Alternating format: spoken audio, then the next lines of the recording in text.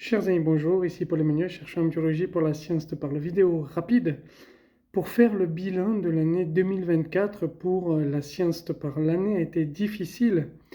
Il y a eu des pertes d'abonnés, il y a eu peu de partage, il y a eu une sorte de boycott de la chaîne. Je vais résumer cela par le fait que je me sois opposé au militantisme qu'il y a dans la vulgarisation scientifique. Je le trouve très dommageable parce qu'il pose problème sur des erreurs factuelles. Je me suis opposé, par exemple, à un livre qui vous raconte que les perturbateurs endocriniens sont la première cause de cancer en France. Que ce soit des cancers pédiatriques ou que ce soit des cancers sexuels. Ça n'est pas vrai, c'est factuellement faux. J'ai repris par exemple les sources du livre et j'ai montré, alors ça c'était essentiellement via LinkedIn, avant qu'on me bloque, qu'on me menace, etc., que ce n'est pas du tout ce que disaient les sources et que donc le livre faisait dire aux sources ce qu'elles ne disaient pas. Voilà, je me suis opposé à un certain nombre de choses comme ça, et bien sûr, ça ne plaît pas aux gens, forcément, parce qu'il y a un business derrière. Et je trouve dommageable un petit peu ce militantisme au niveau de la vulgarisation scientifique. Pour prendre notre exemple, une historienne, donc chercheuse en histoire, qui fait de la vulgarisation scientifique, a affirmé dans une interview il n'y a pas si longtemps qu'elle s'était lancée dans la vulgarisation avec comme idée de démonter le roman national. C'est une bonne chose de démonter le roman national parce qu'on sait qu'il est mauvais, mais lorsque l'on fait qu'il n'est pas bon, mais lorsque l'on fait de la vulgarisation, c'est pour offrir au public les connaissances scientifiques, pour montrer ce que sont les dernières connaissances ou des connaissances plus anciennes de la recherche, ce que la recherche nous apporte, et donner des interprétations qui vont bien, c'est-à-dire essentiellement ceux des chercheurs, et d'expliquer s'il peut y avoir des biais ou pas.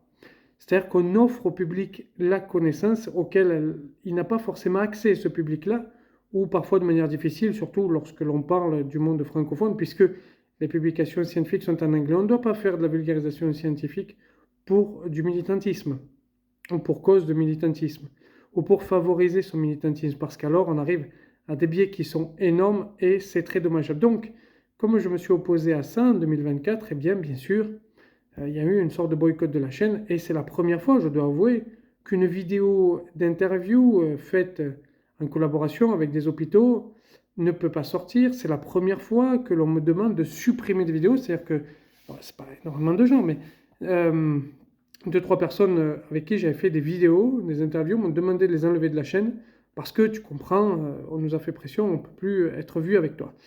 Donc ça pose un certain nombre de problèmes, ou pour d'autres raisons, mais ça pose un certain nombre de problèmes. Et parce qu'il y a un militantisme autour de la vulgarisation scientifique qui est assez, voilà, assez dommageable. Donc ça, c'est important de voir qu'il faut s'opposer à ça et que la vulgarisation scientifique, c'est offrir aux autres les connaissances. Alors on a un problème avec des éditeurs. Ce problème est souvent vu.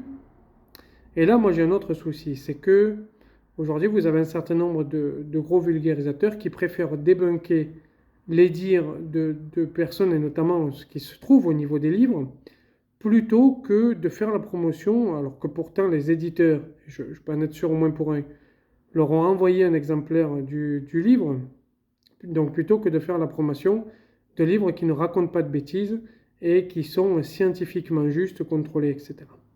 Je trouve ça dommage, voilà. Alors je sais qu'il y a aussi un business derrière et que plus on fait du clash, plus on fait des vues et que les vues ça rapporte des sous, c'est formidable. Mais je pense que ça ne devrait pas être le pourquoi de la vulgarisation scientifique et qu'il faut aussi parler des ouvrages qui fonctionnent. On a donc un problème avec les éditeurs, j'en avais parlé il y a 2 ans de ça, 3 ans même d'ailleurs de ça, le temps passe vite, où j'avais fait une vidéo devant le siège d'Odile Jacob en disant qu'il publie des livres qui ne sont pas revus, qui sont scientifiquement assez mauvais. Et donc ça pose souci. Alors, j'ai décidé, et je vous en ai parlé au mois de mars, de créer une maison d'édition pour vous proposer des livres courts à un prix relativement correct.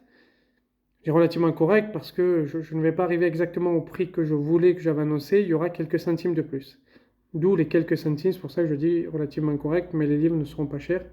Vous aurez tout de même les frais de port à payer, mais les livres ne seront pas chers. Je pourrais m'aligner un petit peu quelque part sur le prix de Gallimard, sachant que je suis une petite maison qui débute, et que l'impression se fera en Suisse pour des raisons écologiques, parce que les forêts sont mieux traitées, le papier est mieux foutu dans le sens où voilà, sont des forêts bien gérées, écologiques, et puis il y a moins de transport, plutôt que du papier qui vient de Roumanie ou de Bulgarie, comme c'est souvent le cas euh, chez les éditeurs qu'il faut imprimer en Espagne ou même en Pologne. Donc, je propose de créer cette maison d'édition. Je suis très fier d'ailleurs d'arriver au bout du premier livre, le premier livre qui a été reviewé 3 fois. Je suis l'un des reviewers, bien sûr, mais il y en a 2 autres, vous ne les connaissez pas, hein, c'est pas la peine de chercher sur Internet, ils ne sont pas connus sur Internet, mais qui ont relu le livre, où les corrections ont été faites.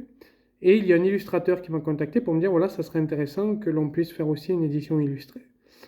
Donc il sera une édition en plus. Donc le livre sera proposé sous format papier où il n'y a que de l'écriture, hein, et sous format papier où il y a des dessins aussi, et bien sûr sous format numérique. Probablement pas celui avec les dessins sous format numérique, mais le livre avec des écritures également sous format numérique via la plateforme Amazon. Je suis content d'arriver là parce qu'il ne suffit pas de critiquer seulement les éditeurs qui diffusent la science, mais il faut aussi de temps en temps aller sur leur terrain et le combat. Je regrette qu'il y ait un certain nombre de vulgarisateurs qui soient très connus, qui n'aient pas eu cette idée-là ou qui ne le fassent pas, donc moi je le fais. Et je regrette parce que ça aurait plein d'impact. Moi je suis tout petit, je n'ai même pas 3000 abonnés, donc je suis vraiment tout petit. Et j'ai un risque financier qui n'est pas très gros, mais qui est quand même présent, parce que je peux perdre des sous si les 200 exemplaires que je vais imprimer ne se vendent pas.